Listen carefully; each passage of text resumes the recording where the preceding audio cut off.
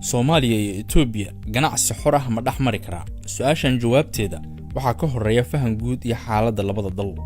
Bilowgii bishii May, Itoobiya waxa ay gashay 3 heshiis oo 3 dekedood sal u ahaayeen: Port Sudan, Lamu oo Kenya ah iyo dekeda Dorale ee Djibouti. Itoobiya waa 102 milyan oo qof oo dhul ahaan go'doonsan. Soomaaliya waa 12 milyan. Sidoo lagu sheegay tirakoob qiyaas ku salaysan dhaqaalaha Itoobiya hadda waa dalka ugu korista badan ee Afrika. IMF ayaa si saadaalisay in celcelis ahaan uu kobci doono 8.5%, waxaana dhaqaalaha guud ee wax soo saarkeedu uu yahay 72 bilyan.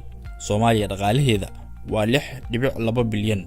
Marka xaalka waa budaqabe iyo biyo-qabe way isku baahan yihiin. Soomaaliya waxay leedahay xeeb dheer oo gebi ahaan dalka ku dhirirsan oo aan laga faa'iideysan. Itoobiya waa 100 milyan, waxaana deked u ah Djibouti oo kaliya. Soo kabashada amni iyo dhaqaale ayaa looga faa'iideysan karaa ee dalka.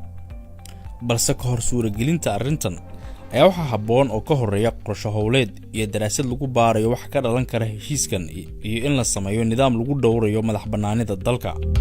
Sanadkan waxaa ka dhacay Itoobiya isbedel kadib kacdoon shacab, waxaana taa ay keentay inay dhalato dawlad ka furfuran kuwii hore oo uu ra'iisul wasaare ka yahay Abiy Ahmed.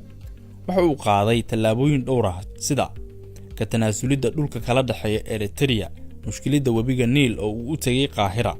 Wuxuu qoraal ku soo saaray in Itoobiya ay ka baxday heshiiska Berbera. Dhammaan go'aanadan oo ka hor imaanaya siyaasadda Itoobiya, ra'iisul wasaaraha cusub ayaa qaatay, waxaana uu sheegay in mustaqbalka fog uu muhiimad siinayo. Haddaba, Soomaaliya iyo Itoobiya inuu dhaxmaro ganacsi waa muhiim. Dhanka kale, shakiga ah in Itoobiya dhul Soomaaliyeed ay la wareegi kartana suuragal ma ahan xilligan. Tusaale, 1993 waxaa kala go'ay Eritrea iyo Itoobiya kadib dagaalo dhaxmaray labada dhan. Wixii markaa ka dambeeyay Itoobiya waxaa deked u ahayd Djibouti oo tirada dadkeeda ka yar yihiin 1 milyan. Haddaba, ganacsiga Djibouti iyo Itoobiya waxa uu tusaale u yahay in iyadoon la isku xadgudbin la ganacsan karo.